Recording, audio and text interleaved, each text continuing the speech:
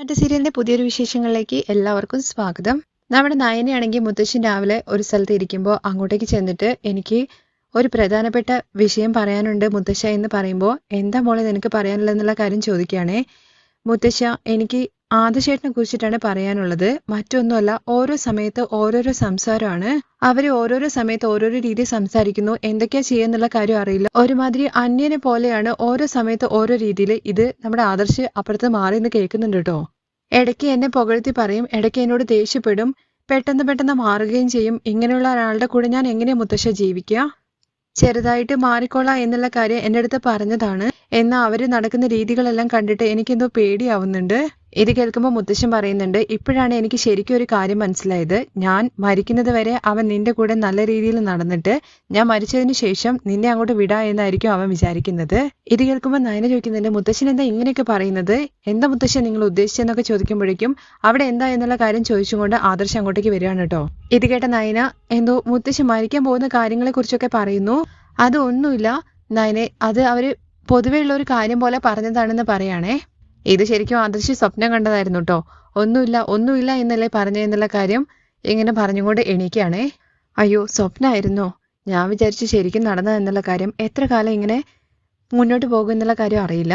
അതുകൊണ്ടാണ് ഇങ്ങനത്തെ സ്വപ്നങ്ങളൊക്കെ കാണുന്നത്. ഞാൻ ഒരു നിമിഷം പതറിപ്പോയി. അത് കഴിഞ്ഞ് ഫോൺ എടുത്ത് തുറന്നു നോക്കുന്ന സമയത്ത്, നിങ്ങൾക്ക് ഉറക്കം വരുന്നില്ലേ? നിങ്ങളുടെ ഭാര്യയെ നിങ്ങൾ രാക്ഷസിയെ പോലെയാണോ കാണുന്നത്? ഈ ഒരു ആസനം ചെയ്തു കഴിഞ്ഞു കഴിഞ്ഞാൽ രാക്ഷസിയെ പോലെ കാണുന്ന ഭാര്യയെ നിങ്ങൾക്ക് ദേവതയെ പോലെ തോന്നും. ഇത് കേൾക്കുമ്പോൾ ആദർശ് എന്തായാലും ഒന്ന് ചെയ്തു നോക്കാം എന്ന് വിചാരിക്കുകയാണേ. ബെഡിൽ നിങ്ങൾക്ക് ഇരിക്കാൻ വേണ്ടി പറ്റുമെങ്കിൽ അവിടെ ഇരുന്നാൽ മതി, തറയിൽ ഇരിക്കണം എന്നില്ല എന്ന് പറയാണ്. ഓക്കെ, അങ്ങനെയാണെങ്കിൽ ഇവിടെ തന്നെ ചെയ്യാം. ആദ്യം നിങ്ങൾ ശ്വാസം എടുത്തിട്ട് നന്നായിട്ട് വിടാൻ വേണ്ടി പറയുന്നുണ്ട്. അതുപോലെ ചെയ്യാണ് ആദർശ്. അത് കഴിഞ്ഞിട്ട് അതിനകത്ത് പറയുന്നത് ബാക്കിലേക്ക് വണക്കം കൈ ഇങ്ങനെ കൂപ്പുന്ന രീതിയിൽ പിടിക്കാൻ വേണ്ടി പറയാണ്. ഇതിപ്പോൾ ആകെ കഷ്ടത്തിലായല്ലോ, എന്തായാലും വേറെ വഴിയില്ലല്ലോ, ചെയ്യാ എന്ന് പറഞ്ഞിട്ട് ബാക്കിലേക്ക് കൈ വെച്ചിട്ട് കൈ കൂപ്പുന്ന രീതിയിലാക്കാണ് കേട്ടോ ആദർശ്. അങ്ങനെ വെക്കുന്ന സമയത്ത് ആദർശിന് ഭയങ്കര വേദനയുണ്ട് കേട്ടോ. വെക്കുന്നത് എങ്ങനെയാന്ന് വെച്ചാൽ വെച്ചു, പക്ഷെ ഇനിയിപ്പോൾ എങ്ങനെ ലോക്ക് ഒഴിവാക്കുക എന്നുള്ള കാര്യം അറിയില്ലല്ലോ. അമ്മേ എന്ന് പറഞ്ഞിങ്ങോട്ട് കരയുമ്പോഴാണ് അങ്ങോട്ടേക്ക് നയന വരുന്നത് കേട്ടോ.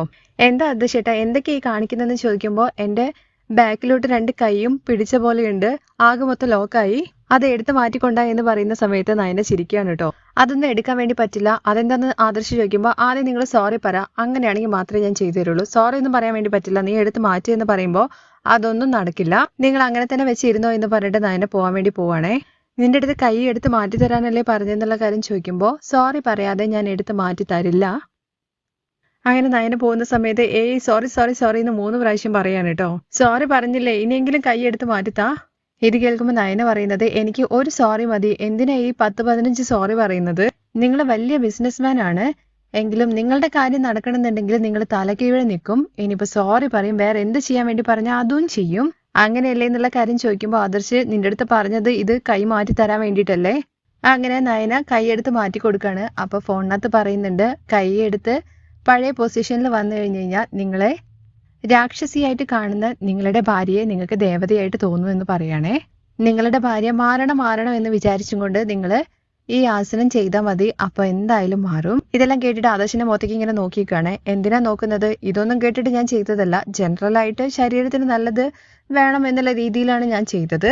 എന്നാ ഇത് കേട്ട നയന പറയുന്നുണ്ട്, ഇന്ന് മുഴുവൻ നിങ്ങൾ ഈ ആസനം തന്നെ ചെയ്തോളൂ, അപ്പൊ നിങ്ങൾ എന്താണോ മനസ്സിൽ വിചാരിക്കുന്നത് അത് മാറും എന്ന് പറഞ്ഞ് നയന അവിടുന്ന് പോവാണ് കേട്ടോ.